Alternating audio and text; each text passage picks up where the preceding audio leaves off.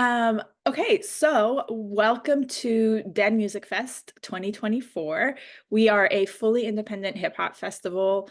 Since 2017, we've been in Atlanta, and this year we've not only done our Atlanta show, we have a week of virtual events, which you're in right now.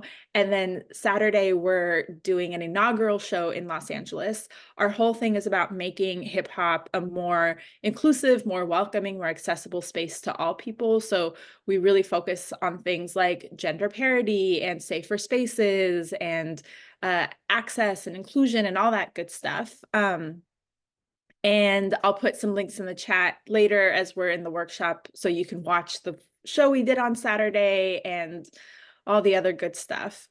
But today we are here to talk about the art, not evidence, and the way that lyrics, hip hop lyrics and drill lyrics especially, are used against artists in courtrooms and as evidence against them.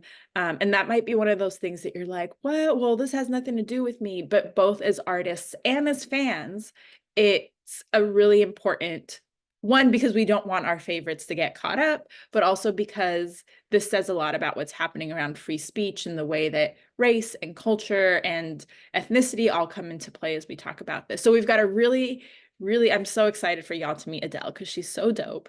But before we start, I do want to do little ground rules. This is a learning space.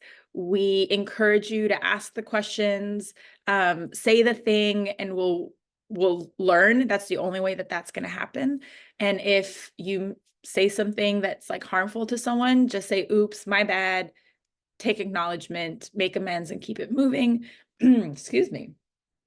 Do whatever you need to do to take care of yourself throughout the session. If you need to take a break or drink water or move around, we're only going to be here for an hour, so there's not a lot of time built in for that. But definitely ask all the questions. We'll have the chat open throughout the session. And we're a small group, so if you need to, raise your hand to ask your question, please do so. And I want to acknowledge that while we're here, we're at least, it's really interesting. We've got so many countries represented. Most of us are on colonized land or did some colonizing, depending on which country you're from. And so we're on land that belongs to other people, that there are people who are unfairly incarcerated in the world right now, that there's at least one genocide happening. Climate change is real. Actively today, there's an election happening in the US that could lead to fascism, and I don't say that jokingly.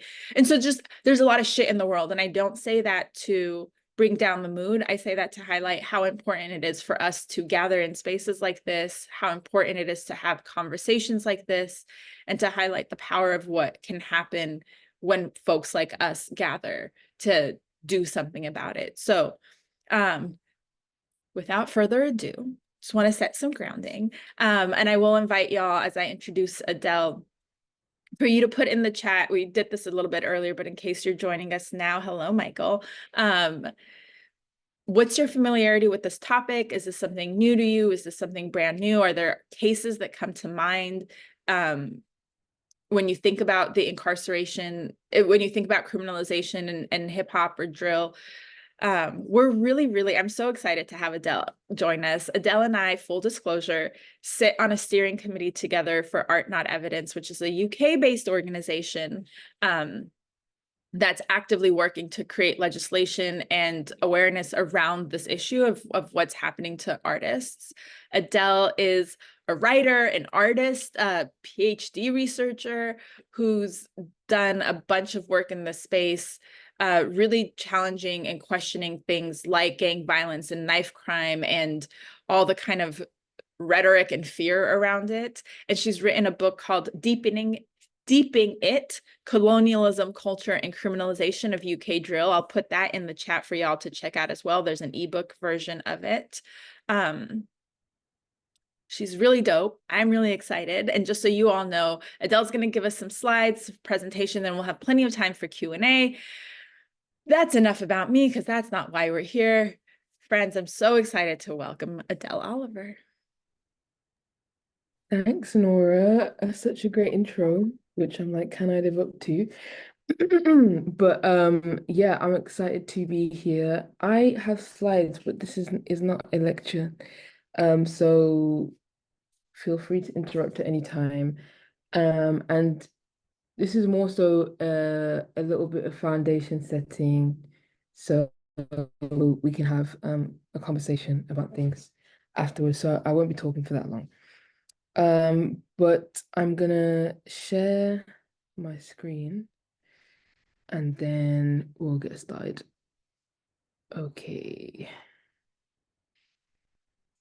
So, as Nora was saying or asked, there are a few key things happening at the moment that are really kind of highlighting this um, concept of criminalization and using rap in criminal courts.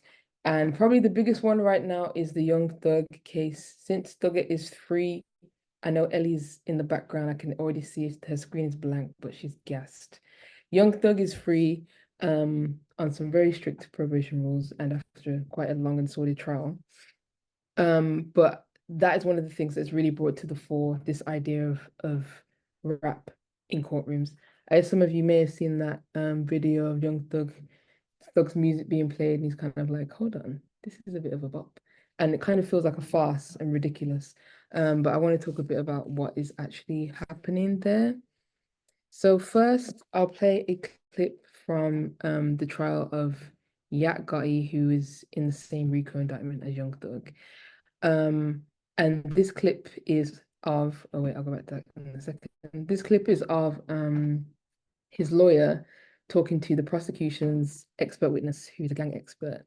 And her claims that lyrics essentially can be used as evidence of wrongdoing, violence, or can initiate or be a conduit of gang violence. So let's have a listen. You also said that there are songs which have killed children in Atlanta. Which songs? I don't know specific songs, but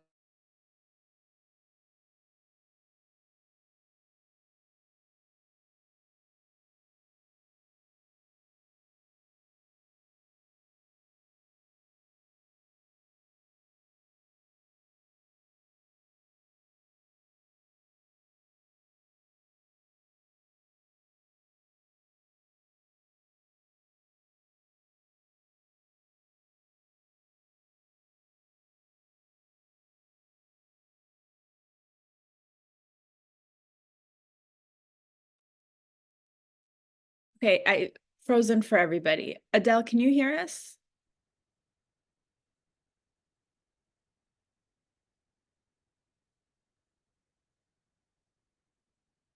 Okay.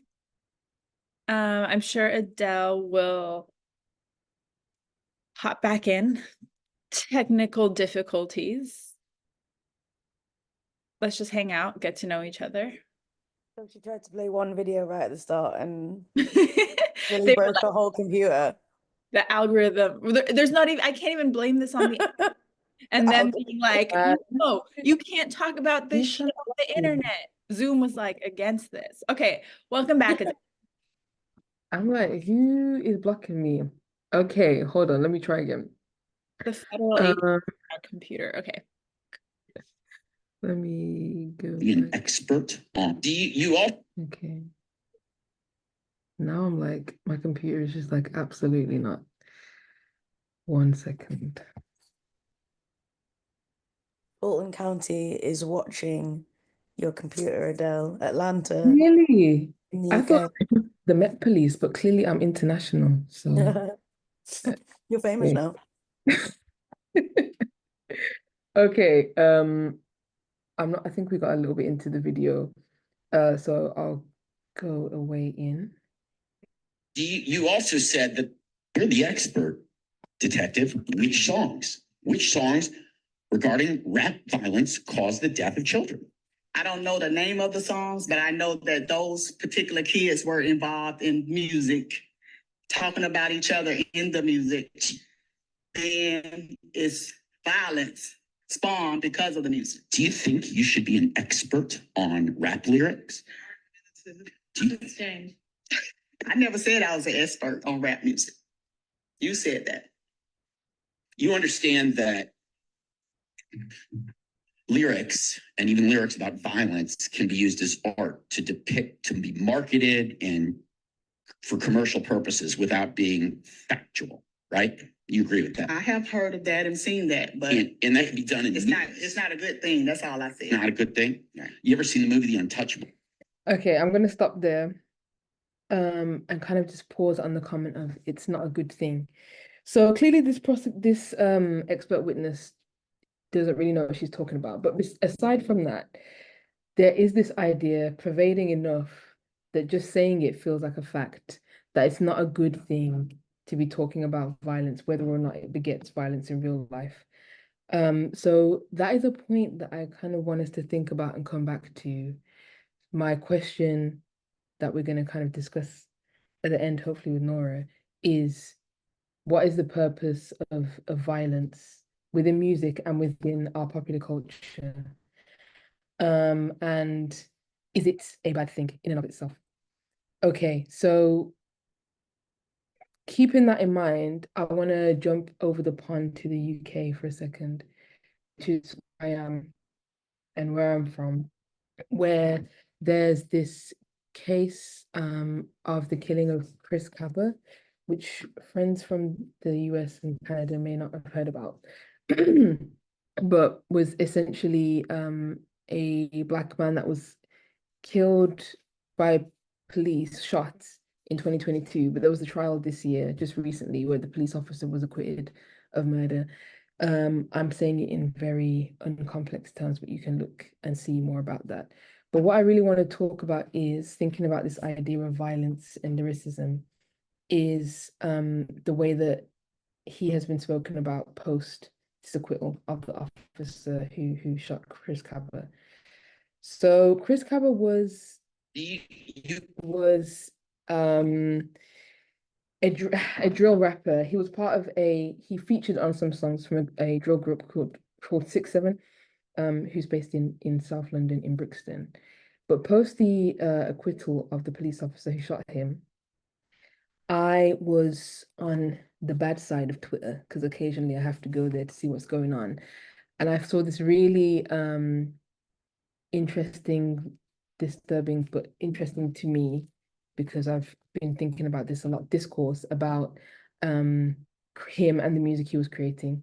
So this person who I've granted anonymity is talking about highlighting the lyrics that are in a song that Chris Cabba, who goes by this name Itch, is featured on. So he pulls out these lyrics in a very similar way that the lawyers in the Young Thug case, the prosecution, pull out lyrics from his songs and kind of present them to the court. So he's pulled out these specific lyrics and then makes the comment, obviously tongue in cheek, saying Chris Cabba seemed like a lovely bloke. In the comments, there's this discourse, he brought it on himself, live by the gun, die by the gun, and all that. But then someone else goes on to say, but it's a good tune though. And then the original commenter says, you're not wrong, and bro was spitting. So there's this tension and this what is tension, but it's also a very happy couple of the idea of the perfect victim and who deserves to be treated as a human being that shouldn't be shot and killed, regardless of what they've done. But then also the value, the cultural value, the enjoyment that you can take from the art that he has produced, which has been just used as evidence of his bad character.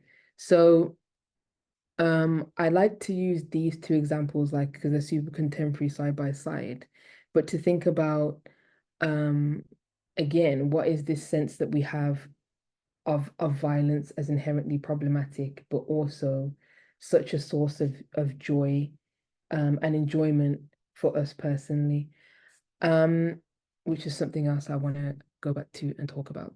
As I said, this is not a lecture, so I'm not here with answers. I'm kind of just opening a discussion and thinking about some of the things that I research and look at.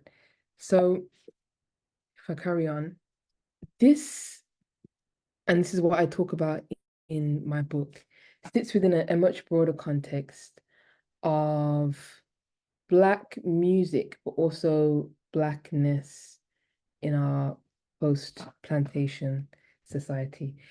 This is where the colonialism comes in, and I'm not gonna belabor the point because we haven't got all day, but essentially there is a moral panic when it comes to Black performance, Black expression that is not just happening now in 2024 with Young Thug and Chris Kappa, but that goes the length and breadth of Black experience. So I've got pictures of Chicago drill here, UK drill, blues in Mississippi, samba in Brazil, baile funk in Brazil, sound systems in Jamaica, which are just all a few different examples of genres that have been criminalized using the technology that was available at the time. So where blues, which is the image in the middle, for example, wouldn't have been used in a courtroom in the way that Young Thug's lyrics are, the very act of performing blues music, even down to the scales, and the way instruments was seen as demonic. And there was this deep panic about what it would do, not just to the communities that were making it, the African American communities in Mississippi and Louisiana, but also the white audiences that would be consuming it, and enjoying what was seen as like demonic violence, but the was actually more so the experience, the day-to-day of the people making that music. So to kind of make that make a bit more sense, I'm gonna read a little bit from the book because I'm always pleasantly surprised by the fact that I've actually said it, written it better than I can explain it now. So I'm going to go to that page and you can follow along with me. And I'm just going to read a little bit. Okay. So it says, sociologist Stanley Cohen explains that moral panic occurs when a condition, episode, person, or group of persons emerges to become defined as a threat to societal values and interests. Its nature is presented in a stylized and stereotypical fashion by the mass media. The moral barricades are manned by editors, bishops, politicians, and other right-thinking people. Socially accredited experts pronounce their diagnoses and solutions. Ways of coping are evolved or more often resorted to. So Cohen emphasizes how adolescent groups and youth countercultures often trigger moral panic because of their association with violence and delinquency. He's discussing this theory in relation to the mods and rockers, which were the folk devils of 60s Britain. I'm not sure if anybody knows about mods and rockers, but if you have someone that's a little bit older in your life and perhaps is British or was into that at the time, you can kind of see where this media frenzy, complete panic, the picture of that, even by just doing a few Googles. Okay, so the folk devils of the 60s triggered intense moral panic, political backlash, and media frenzy. It's the youth-driven aspect of many expressive cultures created out of the tensions that emanate between regulation and rebellion, control and care, the civilized and the savage, that makes the moral panic around them so potent. So the mods and rockers were seen as delinquent collectives, hell-bent on rebelling against civilized adult society and poisoning the minds of innocent children in a way that only young people can. These deviants were admonished for leading by example and behaving in a way that allegedly glorified violence and aggression, which are the same arguments that are used for UK drill, for rap, and for all its constituent parts. But the key difference between the moral panics among mods and rockers and drill and rap more generally is the way racialized ideas of criminality are superimposed onto drill and rap artists, making them modern day folk devils haunted by the accumulation of generations of dehumanization and carceral punishment, which is essentially the legacy of colonialism and chattel slavery, which exists across the diaspora. So I say all that to say that what we're seeing with Young Thug, these questions that I'm asking about violence, are not just questions of the now and examples of, our 21st century issues, but they're really built upon these foundations of moral panic and deep anti-Blackness and fear in relation to what music can produce and what art can do more generally. So I just wanted to show you a few slave codes. I'm sorry to have to go there, but to just emphasize my point about how music and the gathering together of Black people to express has systemically and historically been seen as not just scary in an interpersonal way, but dangerous in a very structural way. So you can see here, I've got examples from Barbados, Jamaica, and South Carolina, where instruments are likened to weapons. Drums and horns and slave quarters are drums and horns, sorry, are destroyed when slave quarters are searched and burned in a very similar way that kind of draws a parallel to the way that rap lyrics, especially drill, when we look in the UK, which is where I know best, drill songs are taken from the internet, essentially burned and removed from the archive. And there was this deep fear around drums, trumpets, dances, being reflections of war, and ways to incite rebellion. So again, when I'm asking this question about violence and our consumption of it, I kind of want you to think about this as well. And I'm going through this all very quickly and perhaps in a way that's a little bit not not the clearest, but yeah, I'm also very open to questions afterwards and to discuss more. So I'm actually not going to do this because it's kind of a bit much. So I will take a pause there and invite Nora back into the conversation because I'm realizing that I could go on, but I think there's a lot to discuss already. The screen is stuck. The screen is stuck. Whoops. Sorry, I didn't see that. It was stuck, but then I think we unstuck it. Okay. Okay. Cool. Yeah. And hello, Flex and Michael and everyone who's joined us. Let's open. I have a bunch of questions, but I'm going to also open it up. If anyone has questions, feel free to drop those in the chat or raise your hand, unmute yourself.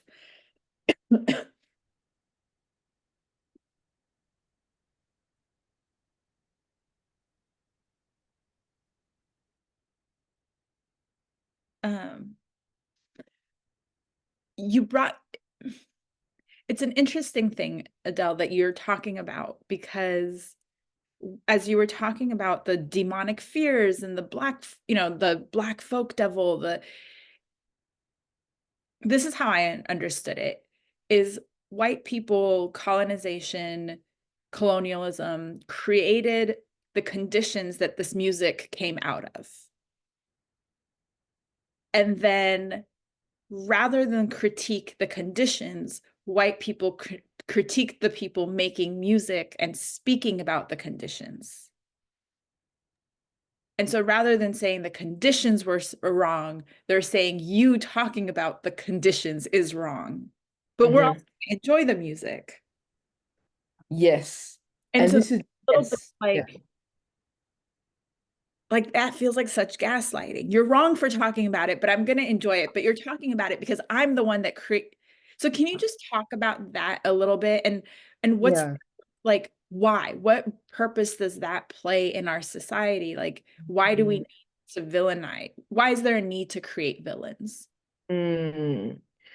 Well, I think essentially, which is the entire reason why you need whiteness, is to have something to compare it to. You can have, you Wait, need to sorry. have. You said there's So a reason that we need whiteness. whiteness, yes, because often when I'm thinking about these things, I'm thinking about less so white people, which is not really interesting to me personally as like a category, but like when I'm talking about structural stuff, but like whiteness, and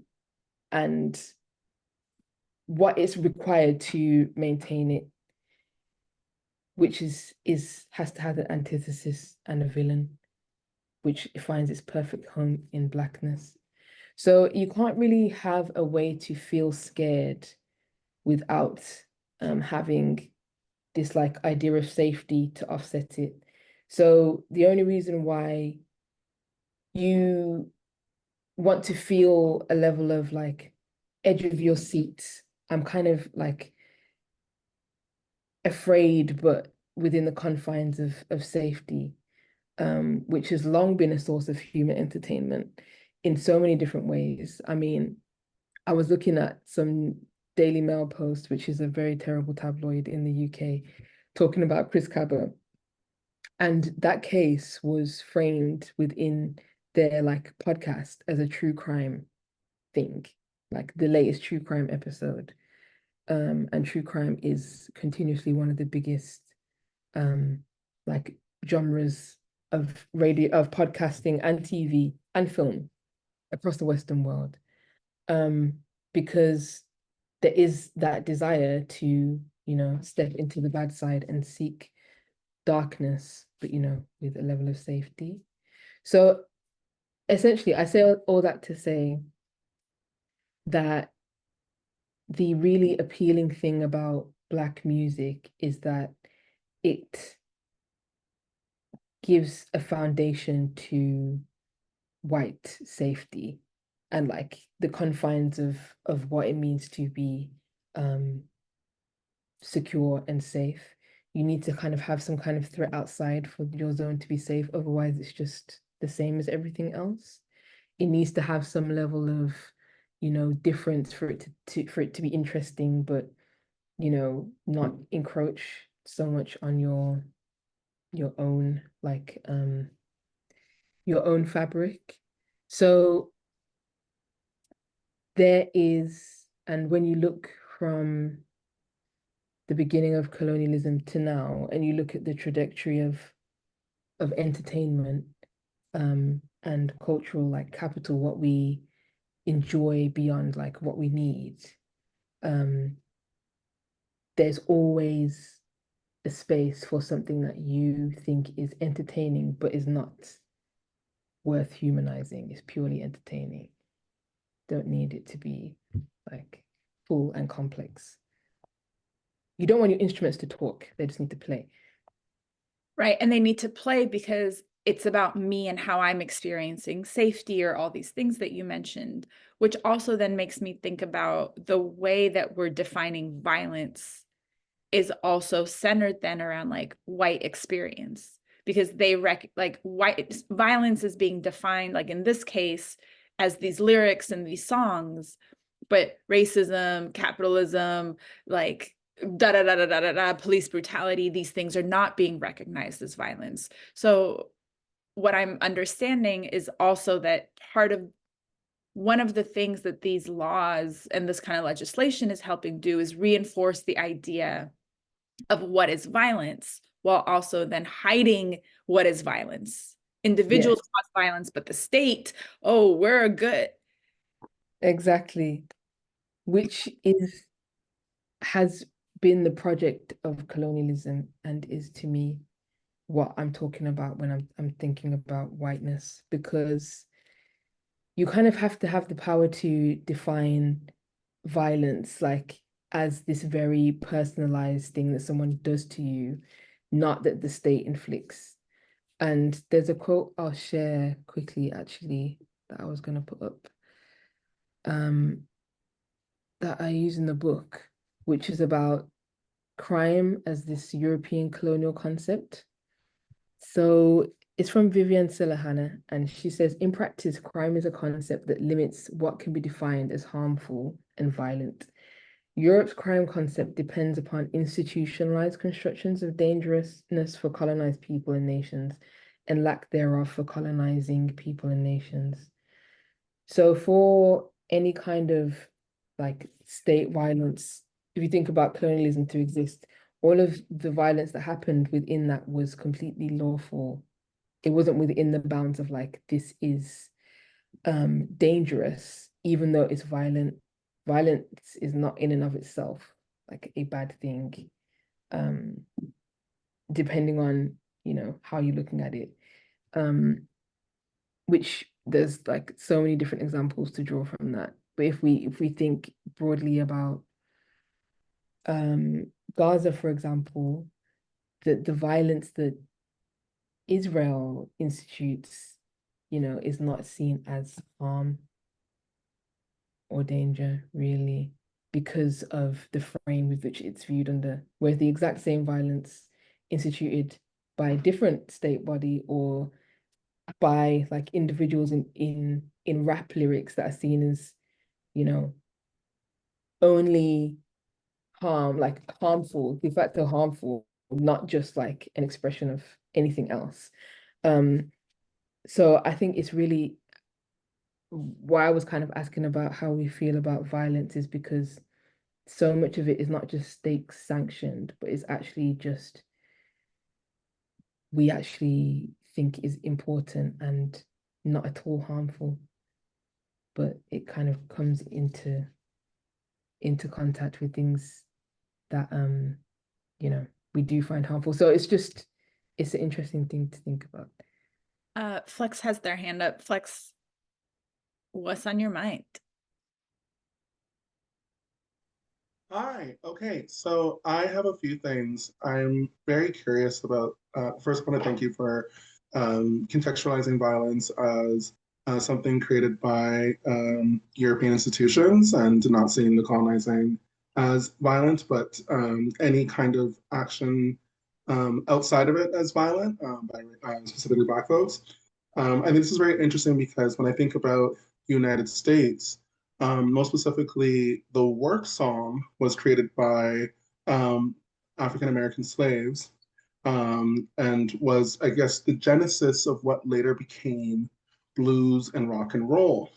Even when we think about Robert Johnson as, you know, we could say progenitor of rock and roll, the myth of his abilities to play, because he used to play with microtones, was that he made a deal with the devil as a way to begin playing like that. So the genesis of rock and roll was already grounded in this connotation of evil, devilish, while it was also admired, you know. And so I think right now we're experiencing an interesting moment. I like to think about the banjo right now because of the country renaissance we're experiencing in relation to Beyonce's Cowboy Carter, and how country music was essentially taken from Black folks who were coming up with four-piece bands and a banjo, and then Kate kept Black people out of it, and then recontextualized it as a white genre. And we keep seeing this. So basically what I think what ends up happening, when you have European institutions that are able to constitute what is violence or define what is violence, it's a fault line, and the fault line keeps moving. So back in the day, it's rock and roll, then it's blues, then it's jazz, and so then we get to now rap and drill. So what's really interesting that ends up happening is that anything that Black folks improvise, anything that they create that is new and different, improvisation is seen as a rupture from structure. And white people take it, institutionalize it, make it a structure, and all improvisation outside of that is seen almost as an act of terrorism. And I don't know, just something that I think is interesting because like, I'm curious now as we look at electronic music and its resurgence, and I predict that the next 5 years we're going to see an explosion of techno, dubstep, things that do have their roots in Black music will become the new thing to be monitored and surveilled especially as it starts to reach, not that it hasn't reached mainstream audiences before, but I think there's going to be a new invention of it that's going to touch people in a different way. And I think it's going to be an ongoing battle of anything Black folks innovate or own or um, begin to become the faces of, then that becomes the thing of violence. So if anything happens in those spaces, so let's say like someone gets pushed and there's a little stampede, awful, awful, but then, oh, look, this devilish music and Black people again can't keep things, instead of looking at, oh, maybe we didn't have enough security, or maybe we should have not had so many people in here, or any of the things, or any of the conditions that are made for these things. So I just wanted to contribute that because it just seems like the history is shifting and moving, and it'll be interesting, I think, to see how artists who have reached superstar status, like Beyonce and others, begin to fight back and resist and contextualize that. Even artists who aren't necessarily at that level, are working with other artists who see this pattern and want to change the narrative.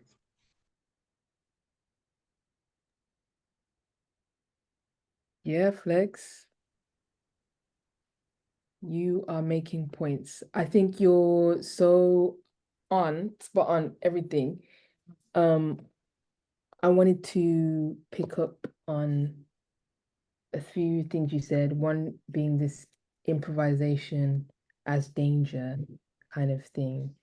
And I think that's really interesting, especially when we're thinking about these genres like blues and jazz, especially jazz, which has now been like swallowed into a very Western canon of like highbrow music, but which was born out of this improvisation, which was seen as demonic, and then at least disruptive, if not demonic.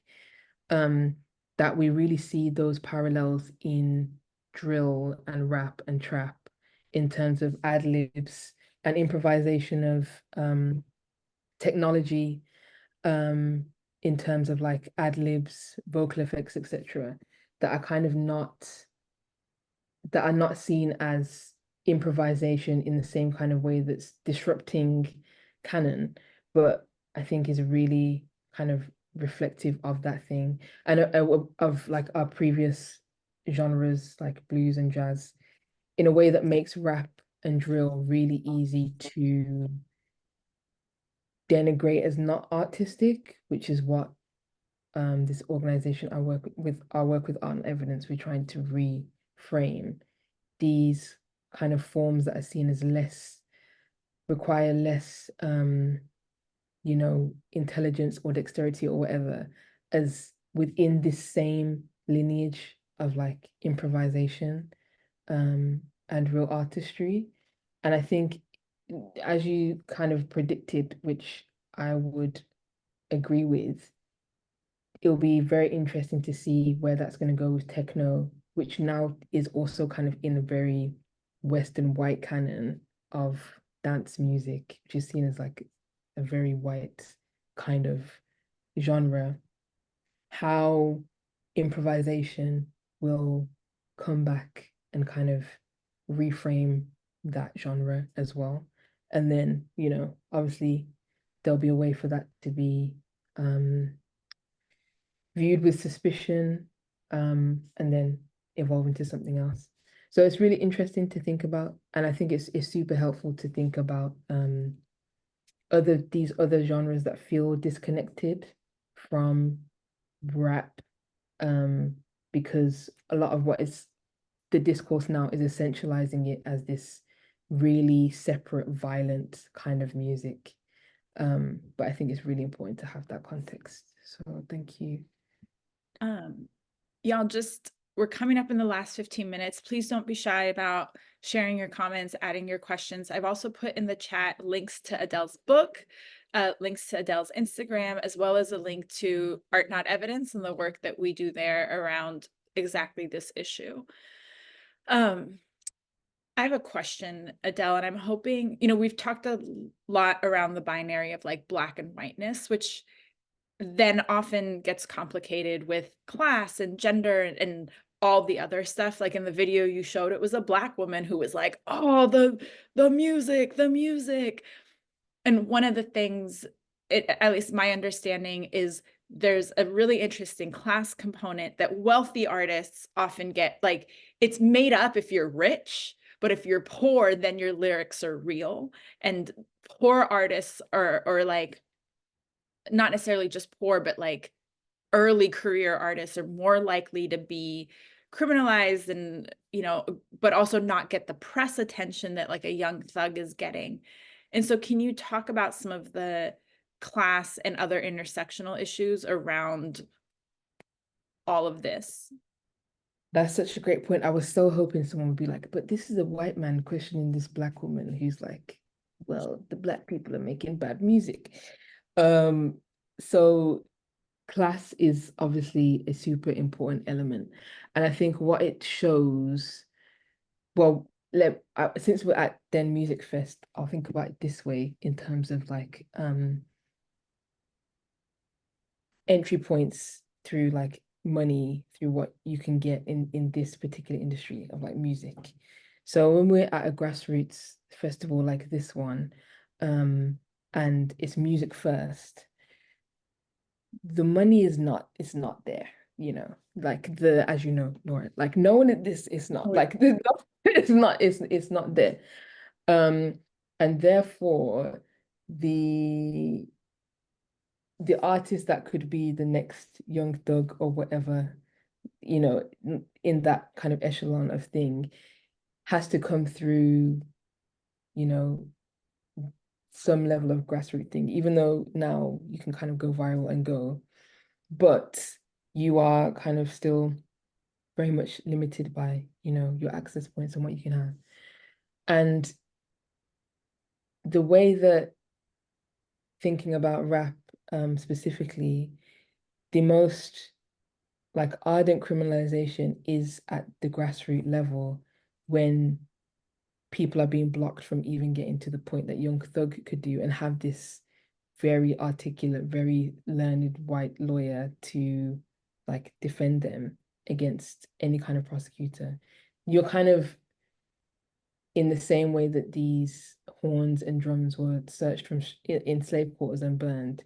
You're not even able to get to the point of virtuosity. You don't even get to practice your craft. You don't even get to the point of being seen before you're kind of cut down. And I think that's what I hope thinking about cases like Young Thug actually kind of brings us back to. So how is it that Young Thug is able to have all this media attention and still comes out with this terrible deal, mind you, but is able to like, you know, even be heard and be seen and all of these things? Is it because it's only happening to him? No, but like again, it's also entertaining, so we want to see it. So money, I'm gonna not say class in this particular case because I think it's a little complex, but access through money can definitely buy you protection and can buy you a better plea deal. It won't get you off, as we can see. But as the sentence says, America loves Black tragedy. And you can kind of at least work your way into your tragedy being entertaining and being taken, like having a platform. So the rest of the Black tragedy that America and the world loves is very much happening at the underbelly in lower class communities where you are actually at the forefront, the cutting edge of the music, where you are kind of creating the condition, you living in the condition that gives the genre its edge in the way that Young Thug isn't living that anymore. You know, but can still kind of bring that out in his music. So I've kind of gone around about all around the houses here, but essentially, to answer your question, class is the matrix that makes all of this material, because otherwise we're just talking about blackness and whiteness, which is not really the question, which is why kind of I want to think about whiteness rather than white people, because lots of people can do the bidding of whiteness, which is inherently a class-based thing. So, you know, it's also seen in how we talk about the music. You know, this expert witness was just saying, I don't even know what the music is, but the violence is not good, like because it's beneath me, or it's like just this nebulous bad thing. But then how do you view it when that is your reality? Can you just see it as a nebulous bad thing? You know, that is where the art has come from. So, yeah, I think it's very important to think about class and gender and all of these other things that make it less of just like an easy, breezy black or white issue. This idea, like what you have me thinking now is like in the Young Thug case, maybe he caught the plea, but even that is an exchange. I will share my tragedy for y'all's entertainment in order for, right? Like that even there. And Exactly. ultimately what we're talking about is beyond like the identity politics, where power lives in this, like, I picture a matrix of like where power, you know, Yeah, the different points with all our different identities that we all kind of show up as. exactly.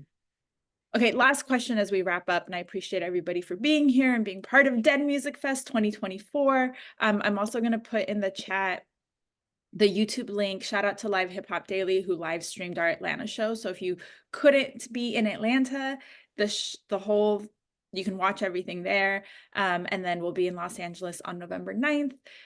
Tell a friend to tell a friend to tell a friend. Descendant, who's in this room, is going to be performing, as will a whole bunch of other artists. So Adele, you've like laid out the problem and how deeply systemic and like rooted in history it is. As fans and as artists, what can people do? Mm. Well, that is the question. What can you do? I think there's one thing that is very,